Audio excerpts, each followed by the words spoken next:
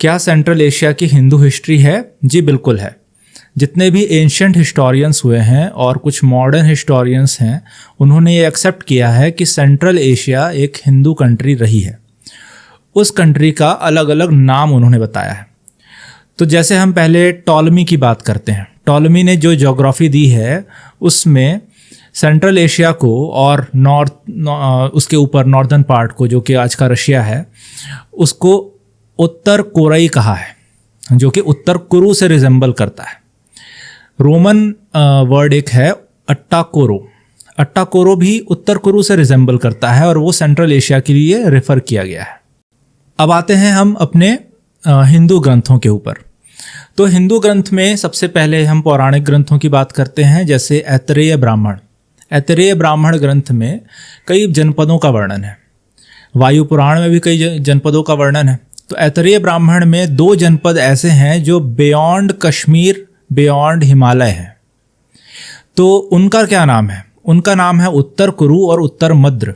इन दोनों ही राज्यों का या फिर जनपदों का नेचर उसमें बताया गया है ऐतरेय ब्राह्मण ग्रंथ में। इसमें बताया गया है कि ये वैराज्यीय ग्रंथ हैं, मतलब यहाँ पर राजा नहीं है। कहाँ राजा नहीं होता है? जहाँ डेमोक्रेसी होती है, जो रिपब्लिक है। तो उत्तर कुरु राज्य और उत्तर मद्र राज्य, ये दोनों ही राज्य वैराज्यीय हैं, मतलब डेमोक्रेटिक हैं, और इनका लोकेशन बियॉन्ड हिमालय है। वायु पुराण में उत्तर कुरु राज्य को कैलाश के उत्तर में बताया गया है, जो कि ऑब्वियसली बियॉन्ड हिमालय होता है। हालांकि मैंने अपने एक वीडियो में बताया है कि कैलाश कहाँ पे हो सकता है, तो मैं लिंक आपका डिस्क्रिप्शन बॉक्स में जरूर दूंगा, आप उसे जाकर देख सकते हैं। और इसके बारे में मैं एक और वीडियो जरूर बनाऊंगा। भारत के एक और ग्रंथ राज तरंगिनी में, जिसके लेखक कल्हन हैं, उसमें उन्होंने महाराज ललितादित्य के कॉन्क्वेस्ट के बारे में बताया है। उस कॉन्क्वेस्ट में उन्होंने उत्तर कुरु का वर्णन किया है, और उत्तर कुरु जिस ग्रुप ऑफ कंट्रीज के अंदर उन्होंने रखा है, उस ग्रुप में कौन कौन सी कंट्रीज हैं? बहलिक मतलब आज का बैक्ट्रिया, प्राग ज्योतिषपुर मतलब आज का कॉकेशस माउंटेन, और उत्तर कुरु। तो ये जो है उत्तर में, भारत के उत्तर दिशा में आने वाले राज्य हैं। और इस ग्रुप में उत्तर कुरु को रखने का मतलब ही है कि ये नॉर्थ ऑफ इंडिया में है। अब हाँ, इसे उत्तर कुरु क्यों कहते हैं? क्योंकि ये एक ऐसा राज्य है जो कुरु राज्य का अंग रह चुका है, बहुत लंबे समय तक रह चुका है। मतलब कौरवों द्वारा शासित प्रदेश जो कि उत्तर में लोकेटेड है, इसीलिए उसे उत्तर कुरु कहा गया है। ये कुरु राज्य का उत्तरी भाग नहीं है। जैसे आप अगर विकिपीडिया चेक करेंगे या फिर डिफरेंट नेट पे जितने सोर्सेस अवेलेबल हैं उसको अगर आप चेक करेंगे, तो आपको ये ऑब्वियसली बताया जाएगा कि उत्तर कुरु राज्य का उत्तरी भाग है, मतलब उत्तर हरियाणा होगा या फिर हिमाचल प्रदेश हो सकता है, क्योंकि कुरु राज्य हमेशा से हरियाणा, दिल्ली, हस्तिनापुर जो कि वेस्टर्न यूपी आज का है, ये रहा है। तो ये ऑब्वियसली लोगों का सेंस ये बनता है। लेकिन जो डेफिनेशन, जो हिस्टोरियंस कहते हैं, जो हिस्ट्री के प्रमाण हैं, उसमें क्या आता है? उसमें यह आता है कि उत्तर कुरु एक ऐसा राज्य है जो फार नॉर्थ में लोकेटेड है, और उसमें या उस पर कुरु राज्य ने शासन किया है। एक जर्मन अमेरिकन हिस्टोरियन मिखाइल विट्ज़ल ने सेंट्रल एशिया को उत्तर कुरु कहा है। उन्होंने जो अपनी एनालिसिस या अपनी रिपोर्ट पेश की है, उनका जो रिसर्च है, उसमें उन्होंने अट्टाकोरो और उत्तर कोरई की जो प्रोबेबल लोकेशन बताई है वो सेंट्रल एशिया ही है। अब मेरा क्या व्यू है इसमें? रामायण के किष्किंधा कांड में सुग्रीव महाराज ने उत्तर कुरु का लोकेशन शैलोदा नदी के किनारे बताया है। अब ये शैलोदा नदी कहाँ से निकलती है?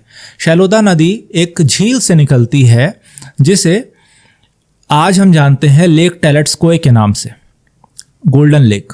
और ये लेक टेलेट्स्कोय रशिया में स्थित है। इसका मतलब ये हुआ कि जो शैलोदा नदी है वो ओब नदी है, और ओब नदी सेंट्रल रशिया में फ्लो होती है। तो रशिया जो है आज का उत्तर कुरु हो सकता है।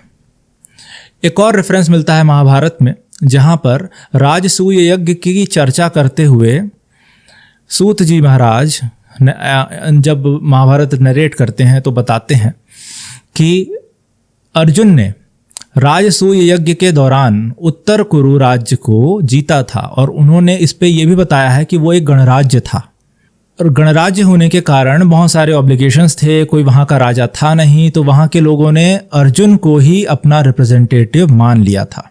उन्होंने अर्जुन को अपना नेता बना लिया था। वहाँ पे राजशाही तो थी नहीं।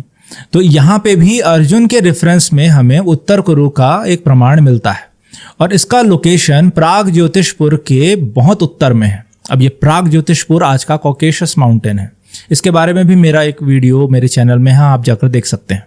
मैंने इस वीडियो में कई सारे रेफरेंसेस के माध्यम से आपको बताया है कि उत्तर कुरु का लोकेशन क्या है और सेंट्रल एशिया का वर्णन हमारे धर्म ग्रंथों में मिलता है। अर्जुन ने जिस लोकेशन को जीता या फिर महाराज सुग्रीव ने जिस लोकेशन पे अपने वानरों को सीता माता को ढूंढने के लिए भेजा, वो डेफिनेटली हिंदू राज्य ही थे। वहाँ के हिंदू रूट्स अभी भी अवेलेबल हैं। एक ग्रंथ है मानस, जो कि कजाकिस्तान के में एक लोकप्रिय ग्रंथ रह चुका है। कजाकिस्तान, ताजिकिस्तान, इस एरिया का। वहाँ पे भी इसी एरिया को देव पूजक माना गया है और इस ग्रंथ में, मानस ग्रंथ में, उत्तर कुरु का वर्णन है। इसी प्रकार से टॉलमी ने जिस अट्टाकुरु का वर्णन किया है या फिर उत्तर कुरई का वर्णन किया है, वो एक हिंदू राज्य है। इन सारे रेफरेंसेस से मैंने इस वीडियो में ये कोशिश की है कि सेंट्रल एशिया के हिंदू रूट्स को मैं कुछ बता पाऊँ। ये वीडियो आपको कैसा लगा प्लीज़ मुझे बताइएगा। अगर ये वीडियो का कंटेंट आपको अच्छा लगता है तो प्लीज़ इसे लाइक कीजिए, शेयर कीजिए और सब्सक्राइब कीजिए। इस प्रकार के वीडियोज़ मैं आपके सामने और लाता रहूँगा। धन्यवाद।